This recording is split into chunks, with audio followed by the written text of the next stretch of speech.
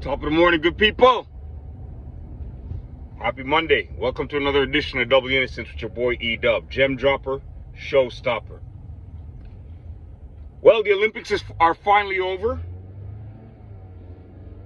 There's a lot of positive things you could take from it, but there's also a lot of negative things you could take from it also. I got a little issue with not only Noah Lyles, but this is an issue I have with just the American track team on a whole. Now, my issue is the simple fact of the matter that, in case nobody's noticed or nobody knows, the American Olympic team has had an issue with especially Jamaicans for the longest time. Chalk it up to whatever you want to chalk it up to. Chalk it up to the fact of the matter that there's a little bit of dislike there. There's a little bit of animosity. Put it under whatever umbrella you want to put it under. And I'm going to explain to you why.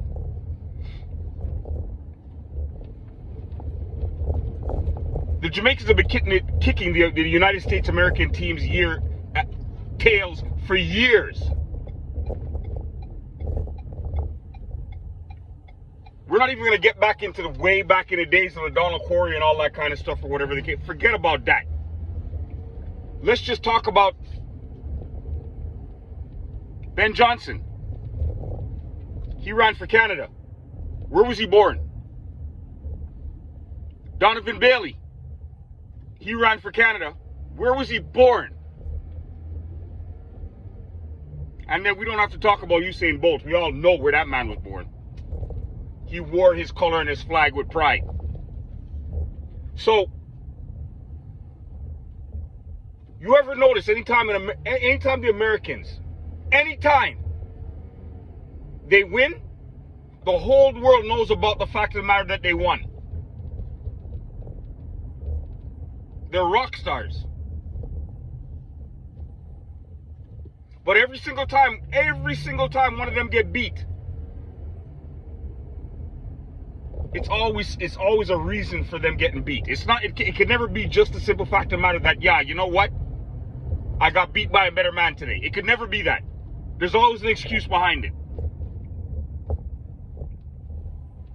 Carl Lewis, back in the day against Ben Johnson.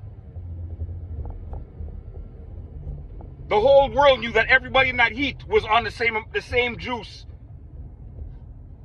Or was on some sort of friggin' juice that ran in that heat. Including Carl Lewis himself, allegedly.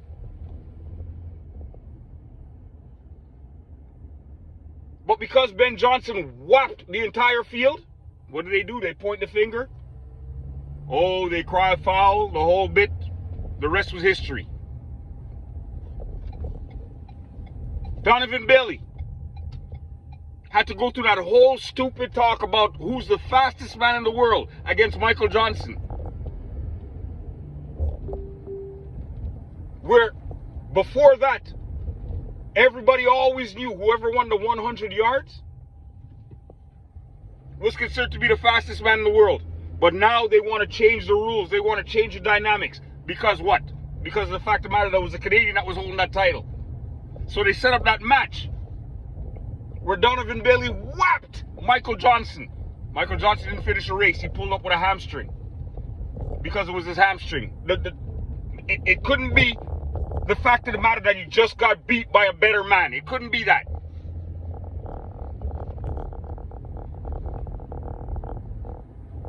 We saw the American team when Bolt was dominating the sport.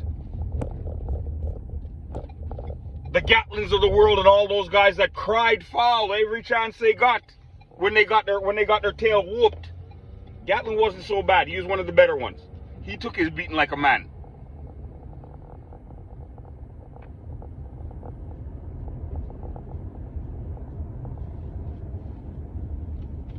And now this clown, Noah Lyles. Now this clown. The man jumped around when he's introduced before that exact same race. Jumped around like a WWE champion.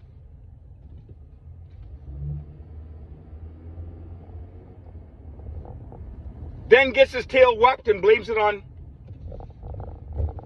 well, we all know what he blames it on now. Pathetic. And the sad thing about it is, there is that slight possibility that he might not be lying about it. But just like everybody else said, just like the Trinidadian man said, that was cocktail 19.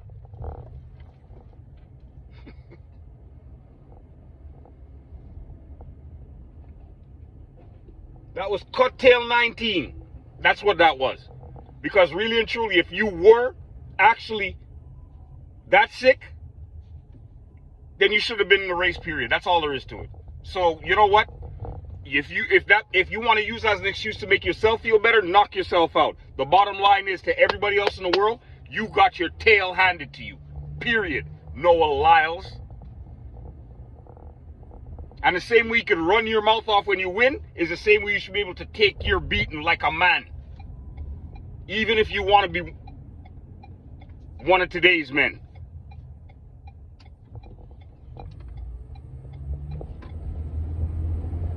That's the main reason why, honestly speaking, that the rest of the world loves to see when the United States gets beat. The track team especially. The rest of the world loves when you guys get beat. Because the simple fact of the matter that whether you guys like it or not, you have to eat humble pie.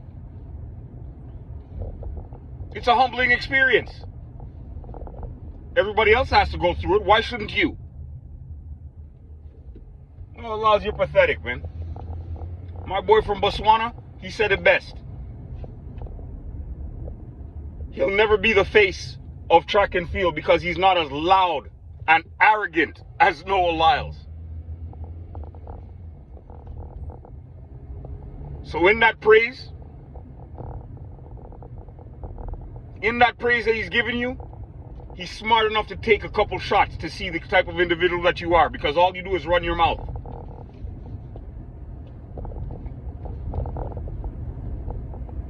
Now, allegedly, apparently, you're refusing to attend certain things with NBA players such as the Ant-Man.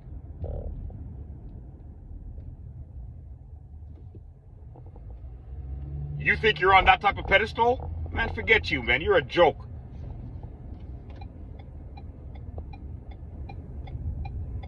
And allegedly, apparently, I don't know how true it is, but Usain Bolt is not really happy with the direction that the Jamaican track team is taking, and he himself has said that he's coming back. So let's see. Because me personally speaking, I would take a 50-year-old Bolt against Noah Lyles any day of the week. Period. Share, like, subscribe. Help this channel grow. W6 with your boy E-Dub is out. Have yourself a blessed day, people.